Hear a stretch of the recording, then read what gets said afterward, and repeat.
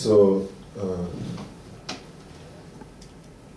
so now this session, we'll start with a refuge and bodhicitta. But I want you to recite refuge and bodhicitta strong, all of you reciting. So I want to gentle, not too fast. If you know how to chant in Spanish, is there any? If you recite slowly, the refuge and bodhicitta, okay, that would be good. Entonces vamos a empezar esta sesión con el refugio y la bodhicitta en la oración y quiero que lo hagáis fuerte, con mucha emoción. Lo haremos despacito, no muy deprisa. Si se puede cantar en castellano o si no decirlo despacito pero fuerte, en castellano. Página 34. Page number 34. 34. 34. And maybe in future, maybe good to have some chanting. I don't know how you're going to do it. Maybe you should be creativity, something, chanting the refuge and bodhicitta would be really good. So anyway, can you recite not too fast, but gently, reciting 3 times? Que sería bueno que en el futuro que usando la creatividad que se desarrolle una manera de poder cantarlo en castellano. Entonces ahora lo vamos a recitar en castellano, no muy deprisa. 3 veces. Heart Sutra, when I first came to America, Heart Sutra, and any kind of prayer, when it looks like you are reading some paper or book aloud. Yeah. So then I encourage to finding some kind of chanting. And the Heart Sutra have a good chanting. I think it's kind of good. But sometimes some texts is you need to figure out how to integrate it, because the chanting brings our emotional aspect. That's very important. So you need to come out with some way to that chanting. Also it kind of close with the meaning, and also it touch your heart. When you're chanting, it have all this quality to bring. So anyway, tonight we're not expecting to have a chanting, but if you can recite refuge and bodhicitta gently and slowly. Que cuando llegué con el Heart Sutra y con otras prácticas se leían, en inglés se leían y era como leer un libro en voz alta. Y con el tiempo ya se ha ido buscando las melodías, y como en el caso del Sutra del Corazón en inglés ya tiene su melodía, y que cuando hacemos estos cantos es una manera de integrar el aspecto emocional. Entonces cuando los cantamos es una manera de tocar el corazón. Y entonces esta noche no vamos a cantarlo porque me encantó, pero lo vamos a leer despacito 3 veces. And I think 21 Tara prayer was also this chanting, quite good. When I hear it, it's good. It's good. And this time I was in Munich, in Germany. They also did the 21 Tara chanting in German, and it's quite nice. And when I was in Copenhagen and in Amsterdam, I asked, they haven't done in a Dutch. So is this in Spanish you have it that chanting? Oh, that's really wonderful. Okay, it's some kind of chanting of 21 Tara. That's really beautiful. So I was thinking, this chanting, we should have a similarity with the Tibetan chanting. So I was thinking this Tibetan chanting, German chanting, Spanish chanting, English chanting of 21 Tara integrated, I think would be really beautiful. So anyway, and the Heart Sutra also need to figure out how to integrate some kind of chanting in the Heart Sutra also. que por ejemplo las alabanzas a las 21 taras, que eso en la melodía que se tiene en inglés es bastante bueno. Estuve hace poco en Múnich y ellos también en alemán cantaron las alabanzas a las 21 taras. Cuando estuve en Copenhague me dijeron que en holandés todavía no lo tienen, y en España lo tenemos también, la melodía, y que todos los tonos que se están usando se parecen mucho al original del tibetano, y que pues en castellano pues tendremos que buscar algo también para poder hacer el canto del sutra del corazón. Okay, anyway, can we chant with the... Busco refugio hasta que esté iluminado en el Buda, en el Dharma y en la Asamblea Suprema, que por mi práctica de la generosidad y las demás perfecciones, busco refugio hasta que esté iluminado en el Buda, en el Dharma y en la Asamblea Suprema, que por mi práctica de la generosidad y las demás perfecciones pueda llegar a ser un Buda para beneficiar a todos los seres. Busco refugio hasta que esté iluminado en el Buda, en el Dharma y en la Asamblea Suprema, que por mi práctica de la generosidad y las demás perfecciones pueda llegar a ser un Buda para beneficiar a todos los seres. Okay, good.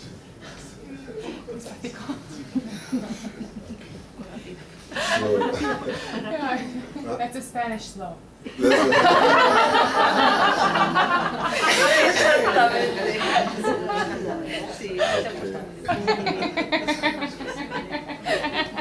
A ver, para la próxima. Next time. so anyway, it's a good. So now what we're going to do next, I want to do with the meditation, Refuge and Bodhicitta. We recite. Now we need to do with the meditation. Okay. So I want you to and the meditation and also visualization. Okay. You recite refuge.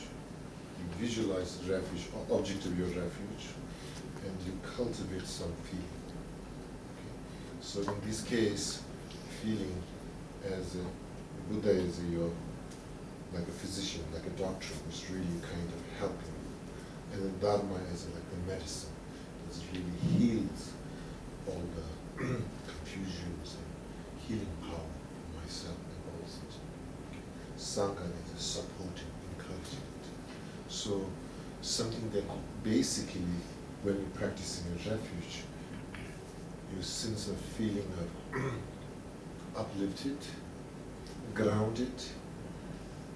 You know, sometimes I used to tell, if you sense a feeling, a lonely feeling, and then practice of refuge. When you practice a refuge with the recitation, with the visualization, with the integration of your awareness, there's no way to feel lonely. Okay? So basically, opposite of that, inspired, uplifted, and also grounded. And due to practice of refuge, we're supposed to get this kind of feeling. Okay? So anyway, here we'll sit and trying to calm our thoughts and feelings. That's the step number one. Step number two, visualize in front of your space Buddhas and Bodhisattvas, enlightened beings, and not necessarily struggling with the detail, but to feel the presence of enlightened beings. Okay, and then from your side, this kind of feeling that Buddha, like the guidance, Dharma, like the medicine, the Sangha, which encourages you, supports you. Okay, so this whole thing is to I'm going for refuge for healing all my negativities, to heal my negativity karmas. Okay? I'm going for refuge to heal all the karmic habits. Okay? So kind of like in a way, to see this object of refuge have a healing power to heal the wound of affliction, wound our anger and hatreds, and able to heal. Okay, so that kind of, you go for refuge, you go for this kind of like a feeling, something that unconditionally able to heal my karmic wound, affliction wounds. So therefore I can become much more stronger and grounded and inspired to practice the Buddha Dharma, to benefit in sentient being. So this kind of like an inspiration you cultivate and visualize Buddha in your front, Buddhas and Bodhisattva. So we do that one, okay? Okay? Pues ahora vamos a hacer la meditación del refugio y la bodhicitta y vamos a hacer la visualización. Entonces cuando estamos recitando también traemos esa visualización y empezamos a cultivar esa cercanía con el Buda, pensando que el Buda es como nuestro médico que está aquí para ayudarnos, que el Dharma es la medicina, que es lo que sana nuestra confusión, y el Sangha es el apoyo, que va con nosotros en el camino. Entonces, que haciendo esta práctica nosotros nos sentimos pues animados, aterrizados en la tierra, pero a la misma vez estamos uplifted, como elevados, sí. Y como digo yo, que si tienes esa sensación de sentirse solo, cuando te sientes solo, practica el refugio. Que si estás practicando y visualizando y cultivando la sensación con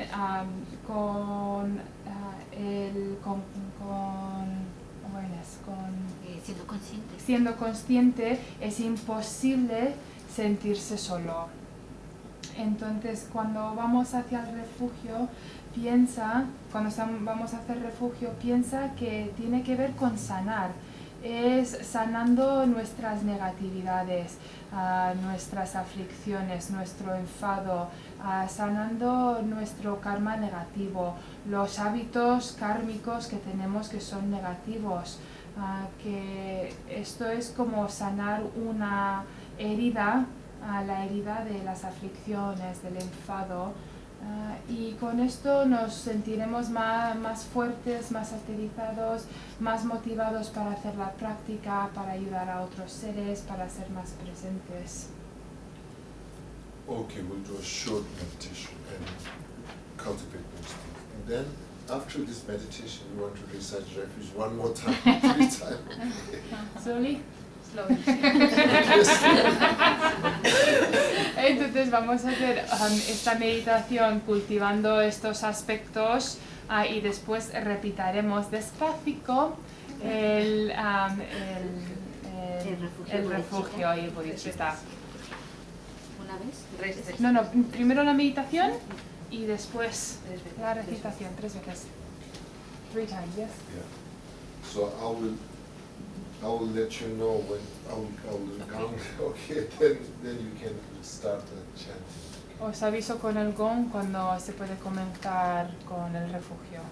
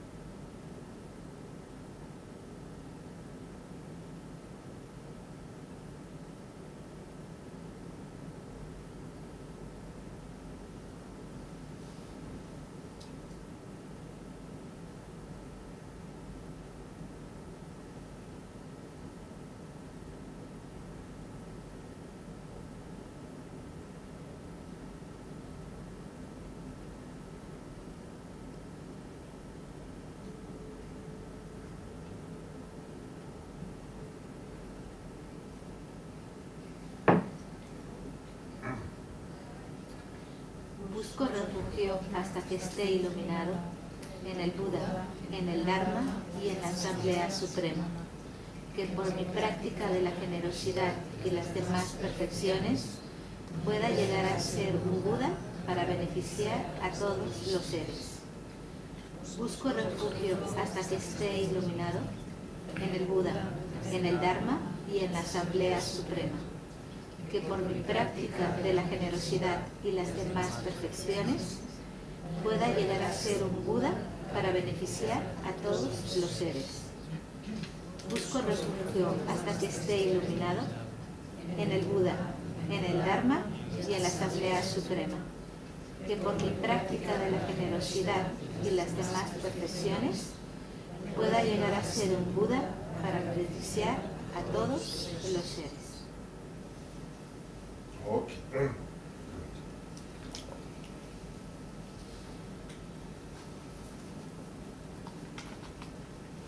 And if you can memorize this verse, it's not too long, so it will be good to your own personal practice. And there's a tradition also, accumulating mudra practice, and we do refuge practice for 100,000 accumulation. And so anyway, I will encourage you to memorize this refuge and bodhicitta practice. Okay, is there a standard translation or is it different translation for the? Yes. This is pretty much standard. Yes. Yeah. Okay. Otherwise, sometimes some have a different translation. I memorize this translation or that. No. So there's a standard, so they'll be good. Okay. So refuge and bodhicitta, memorize it. That will be really good. Okay. So now,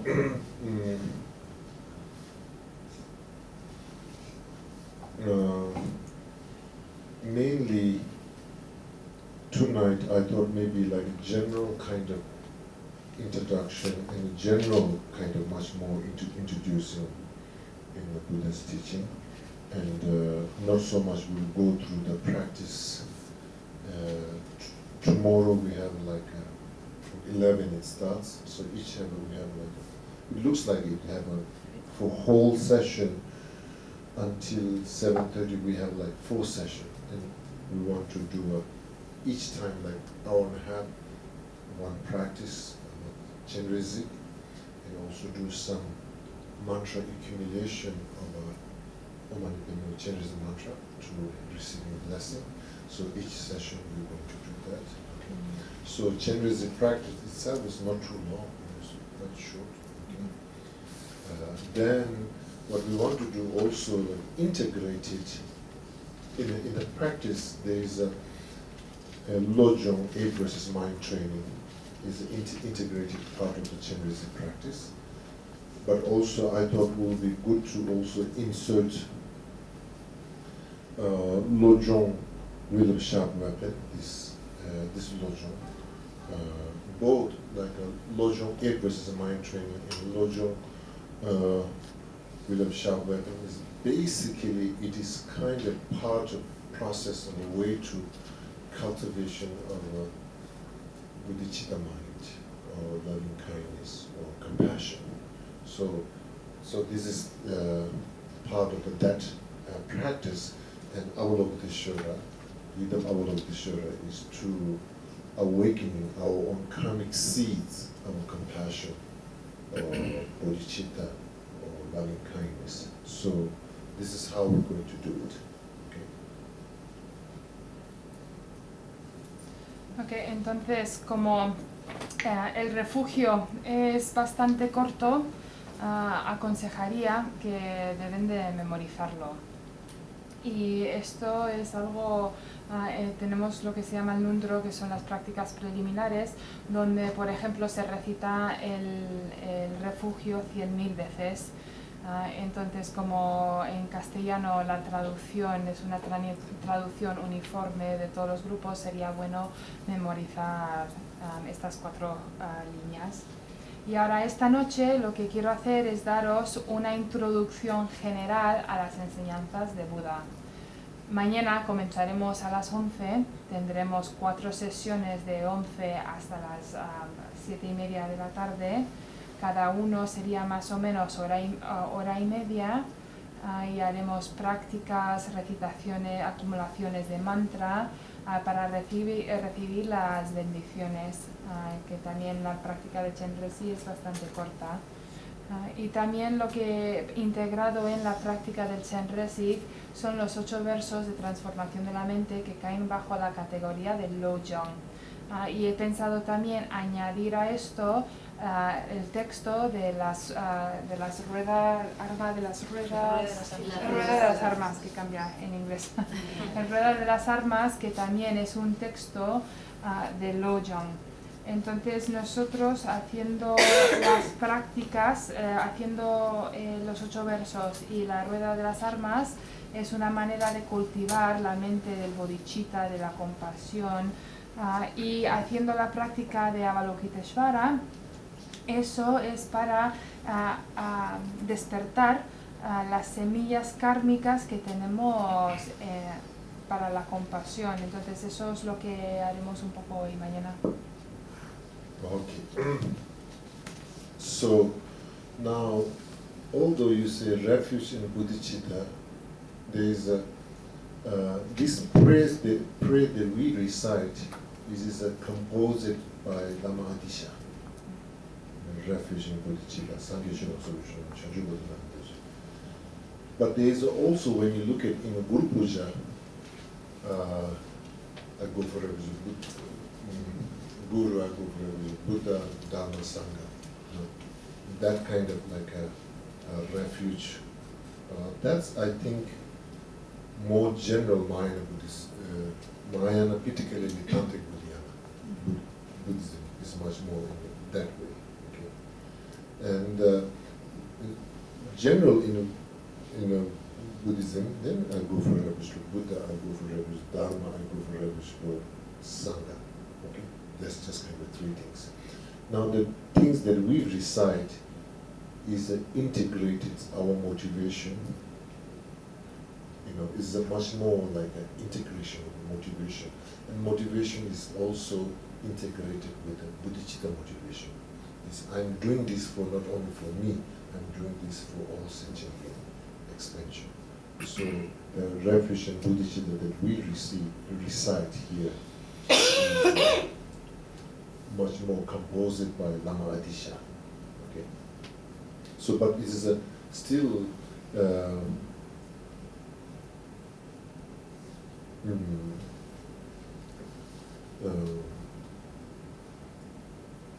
I think when you do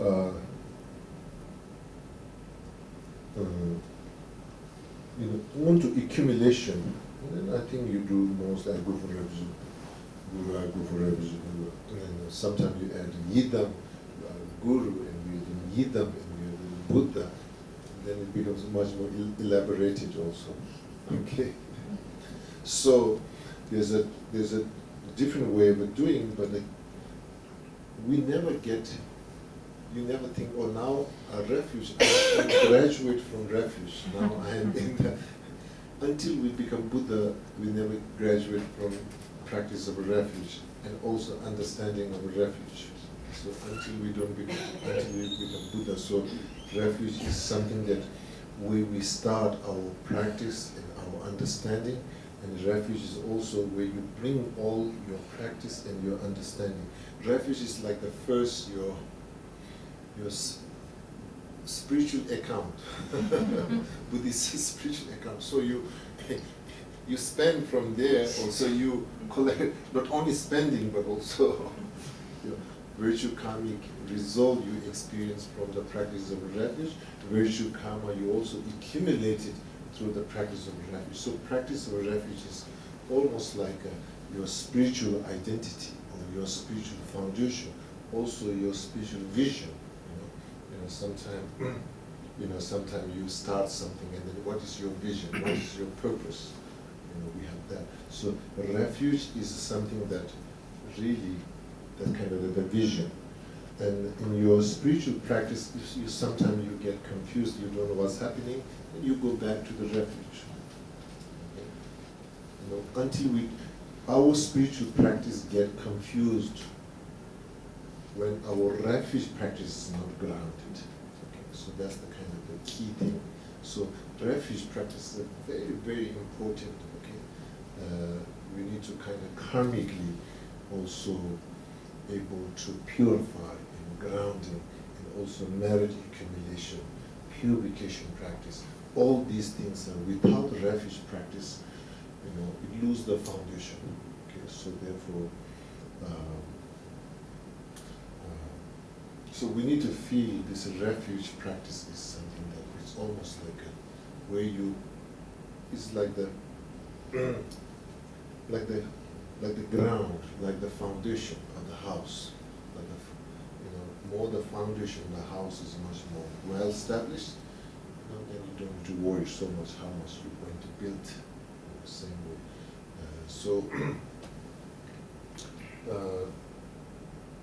So essential practice, we need to feel practice of refuge.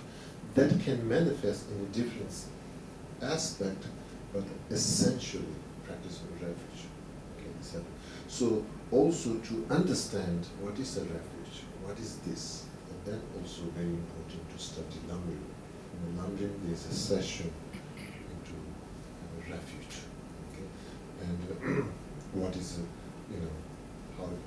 how you cultivate refuge, and particularly how you cultivate devotion and faith. Okay, it's very important. Also, I think I'm sorry talking too much. So you're writing down.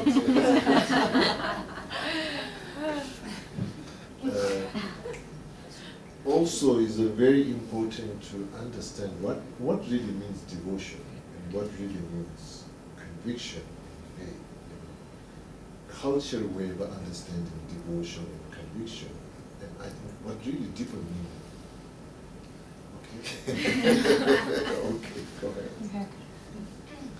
Entonces el refugio, la oración de refugio y bodhicitta que nosotros acabamos de hacer, esta versión fue compuesta por Lama Atisha, que si miramos en el Guru Puja, dice tomo refugio en el Buda, tomo refugio en el Dharma, tomo refugio en el Sangha, y se repite así. Esto es más el estilo Mahayana Tantric Budayana. Entonces este es el general. Y nosotros lo que con este refugio que hemos hecho es una integración, no solo de tomar el refugio, pero viene también con la motivación del bodhicitta, que yo no estoy haciendo esto solo para mí, pero estoy haciendo esto para todos los seres, y esta es la oración que fue compuesta por Lama Atisha.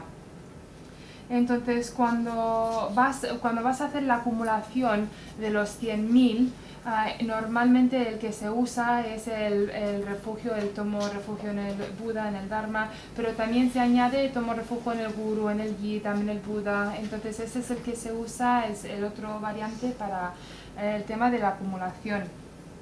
Y una cosa que nunca se debe de pensar es que ya he terminado el posgrado del refugio, que ya lo entiendo, que ya entiendo todo, porque el refugio es de donde comenzamos.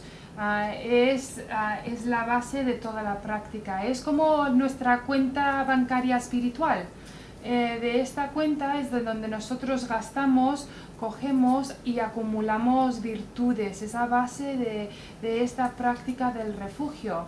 Se puede decir que nuestra identificación espiritual viene de la práctica del refugio, que nos da la visión de nuestra vida, nos da el sentido de nuestra vida. Y también si alguna vez estás confuso en la práctica, vuelves en la práctica en general, vuelves otra vez al refugio. Y que cuando uno no está practicando el refugio, eso llega a que haya confusiones en los otros aspectos de la práctica. Entonces es muy importante, es un aspecto muy muy importante. Nosotros nos da otra vez la tierra por donde nosotros estamos de pie, y también para hacer las prácticas de purificación y para hacer los otros aspectos, la base de todo eso es la base del refugio. Es como la base de la casa, como Cimientos. el cimiento es de la casa. Contra mejor construido está, mejor hecho está, menos nos tenemos que preocupar de la obra que va sobre ella. Entonces nosotros tenemos que desarrollar esa sensación que se puede, esa devoción que se puede manifestar de diferentes maneras. Entonces eso puede hacer que haga surgir esta pregunta de qué es el refugio. Y para eso nos tenemos que ir al Lamrim, que en el Lamrim hay un capítulo sobre el refugio en el que nos explica cómo cultivar el refugio, lo que es y cómo generar esa devoción. Entonces, eso es lo que tenemos que intentar desarrollar y entender lo que es sinceramente, en realidad, esta devoción y esta convicción. Creo que...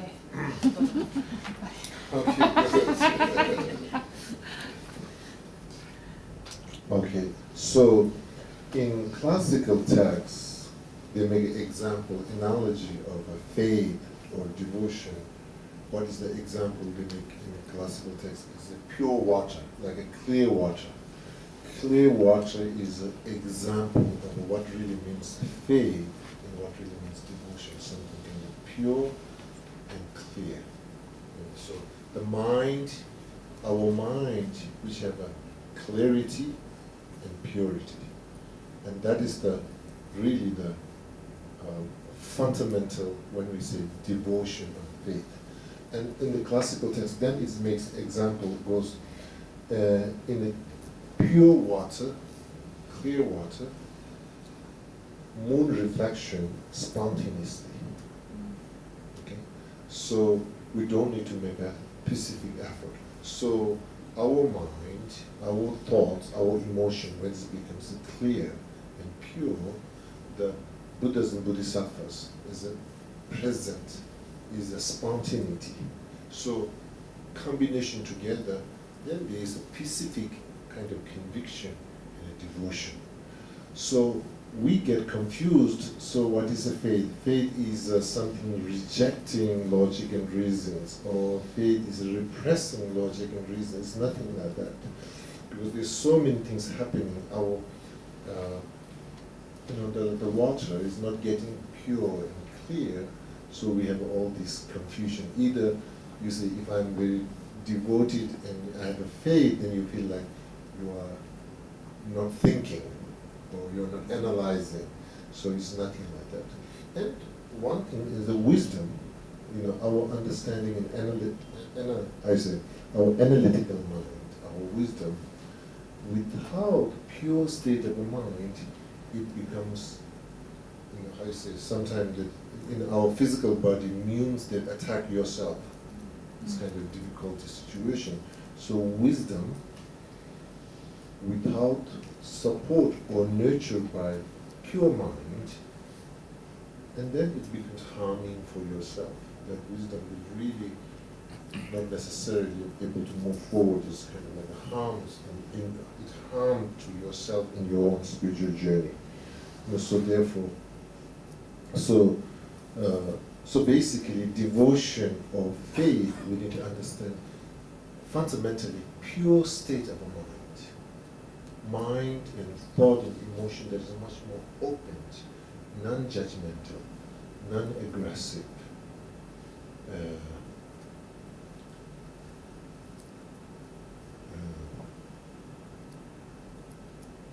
It is almost like a Buddha nature. It doesn't label Buddha nature, but it's kind of like your fundamental nature of the mind, once is able to manifest, is a pure state of the mind.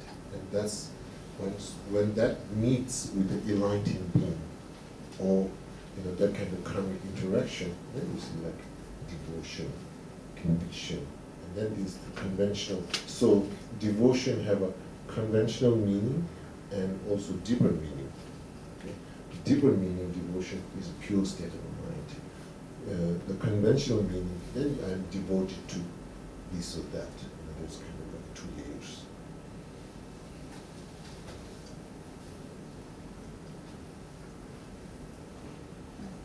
Entonces, en los textos clásicos, cuando hablan de la fe y de la devoción, lo comparan como con un vaso de agua puro que es transparente. Entonces, esta definición esto de la devoción y la fe es la mente que tiene claridad y que es pura. Entonces, como en la agua pura, si el agua es puro, la reflexión de la luna, el reflejo, de la luna sobre el agua es espontáneo, no hace falta hacer absolutamente nada. Y en lo mismo con la mente, que también es clara y pura, también ese reflejo de los Budas y los Bodhisattvas también es espontáneo. Y uniendo que muchas veces con la fe pensamos que si tenemos lógica o pensamiento, que lo hacemos sin lógica ni sin pensamiento, que eso es lo que significa la fe. Que si somos devotos no pensamos, que solo hacemos, y eso no es la verdad. Que con la sabiduría nuestra capacidad analítica de la mente, si no está combinado con esa claridad y esa pureza que viene de la devoción y de la fe, es como cuando un cuerpo está mal y se ataca a sí mismo. Es igual, esa sabiduría sin esa pureza empieza a atacarnos a nosotros mismos, a sí mismo, y causa daños en el camino espiritual si no lo tenemos. Y esa mente que de pura y clara es la mente abierta, que no juzga, que no es agresiva. Casi se puede decir, es como la naturaleza del Buda. Es la mente que se puede manifestar, la mente que se manifiesta con los seres iluminados, más esa visión de los seres iluminados, eso nos lleva a experimentar o sentir la devoción. Y cuando entendemos esto a un nivel muy profundo, es esa pureza de la mente, esa pureza innata que tenemos.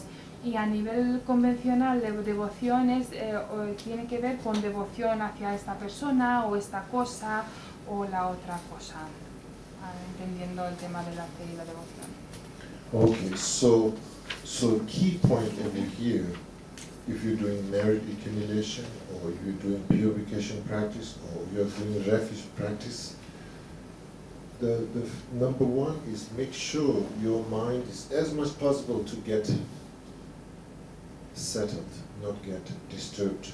If your state of mind is disturbed, you're trying to do refuge practice or these things, it doesn't really work. So therefore, anytime when you're doing a refuge practice, really take just 2-3 minutes just to like a Shine meditation, like really trying to calm your mind. Trying to like a water to, if there's something dirt, you just wait to dirt go down and settle. In the same way, when you're doing a practice, just you don't have to be half an hour Shine meditation. No, you're busy. You just have 1 or 2 minutes, but you need to have during the 1 or 2 minutes you have to be totally rest. Don't think. So therefore, it's very important that in 1 or 2 minutes you have like a really settling, trying to. So you can kind of like train yourself like there is some kind of like inner silence, inner peace, inner silence, just for 1 or 2 minutes. You are able to kind of like settle as possible, and based on that purity mind, that's pure mind, then when you're doing refuge, it becomes much more powerful. Okay, so therefore, any practice when you're doing, don't try to you sit down and immediately open the text and try to read. Don't do that. Okay, is it when you're doing in your daily practice? Once you sit down, and then. Usually you have so many things, but keeping more simple. Okay, you know, sometimes you get like Bhaja and Bell, Rumpa, and many different malas, and many different pictures. And, you know, it get like really busy. But in one way, it's good that your expressions of, you know, devotion, so on and so forth. One way, sometimes getting too much. You know, so simplicity, simple, neat, and then, you know, once you sit down, it's like, you know, don't try to so your commitment time all goes to rearranging things. So basically, you know, sit down and go to at least 2-3 minutes. You need a silent meditation, just silent. Don't try to rush, and then after that, then you do your practice. So this is basically symbolizing that pure mind, the devotion, the pure water. Without that pure water, and then, you know, it doesn't happen. Your virtue, karma accumulation doesn't happen really effectively. So that's the key point. Okay?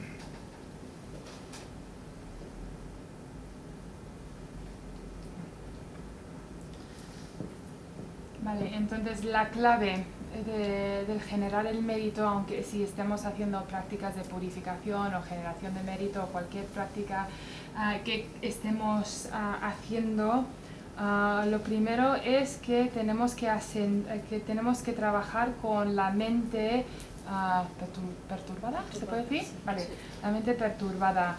Porque si hacemos las prácticas con esa mente no funcionará. Entonces primero nos tenemos que asentar. Entonces empezar con 2 o 3 minutos de shine, de meditación shine, para calmar la mente.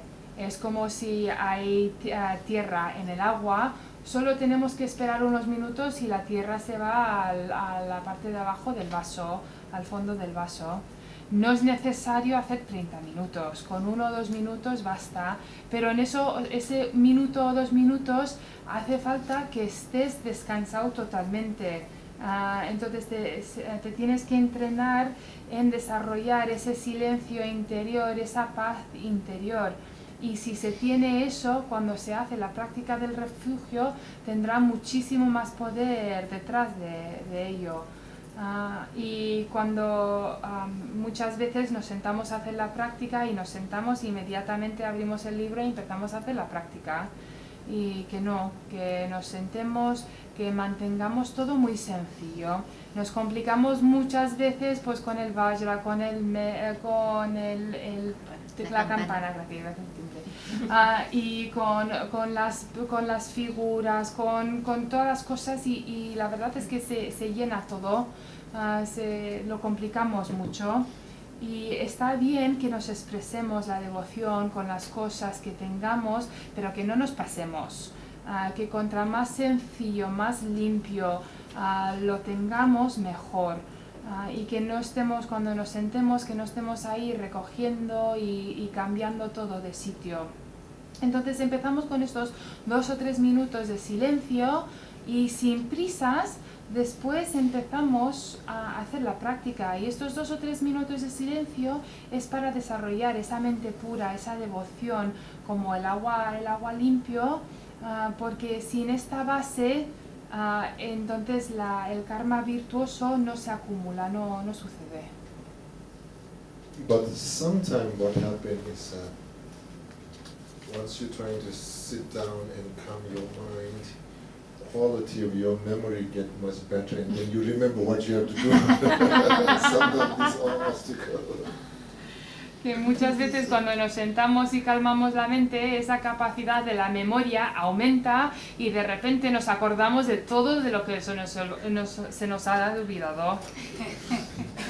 There's one master, and I know him, and sometimes he joke, and sometimes he says, "Oh, I don't remember. Anyway, wait, when I do my commitment, I'll remember." Que conozco a un maestro que cuando está hablando y dice, ay, que no me acuerdo, que no pasa nada, que cuando haga mis prácticas ya vendrá. Sometimes,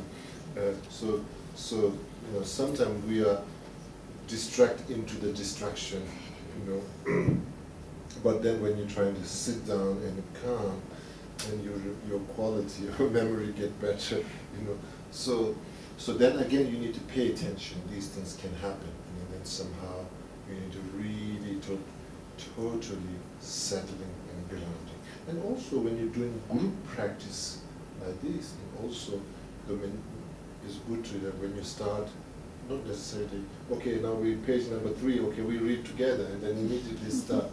Maybe better to sit a little bit and meditate or reflect on something, and then you recite, kind of building that emotional energy, the karmic energy, and then when you chant, that's much more powerful. Okay, so that's also good to do that way. Something reflected first or around it. In Tantric college, they do like this. When I went to Tantric college, everybody sit together, everybody, the chanting master, and everybody said, then we will sit still for a little while, several minutes, and then chanting master slowly chant, and then kind of like, there is a kind of like an energy gathering together that's silent, brings kind of like a unity of that energy, and then you're chanting.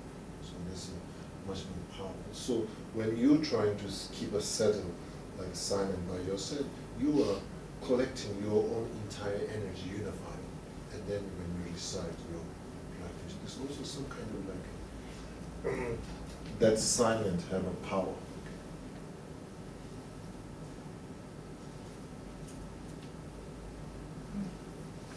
Entonces muchas veces nosotros nos distraemos por las distracciones. Entonces en la meditación está este aspecto del aumento de la memoria, cuando surge pues nos damos cuenta, pero aquí la clave es que tenemos que totalmente asentar la mente y llegar a la tierra. Y cuando estamos haciendo, por ejemplo, cuando estamos practicando en grupo, muchas veces nos sentamos y inmediatamente empezamos a recitar.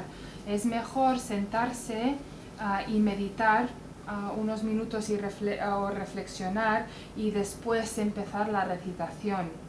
De esta manera estamos creando una energía emocional y kármica y que esto es la base de la práctica. Y cuando estaba en la Universidad Tántrica, esto es lo que hacíamos nosotros con los maestros, con el que llevaba los cantos. Así hacíamos. Nosotros todos nos sentábamos unos minutos y después el que llevaba los cantos empezaba poco a poco. Y este silencio es como va creando unidad. Es como estar ahí, se va creando, y después cuando haces la práctica es crea mucho más poder en la práctica.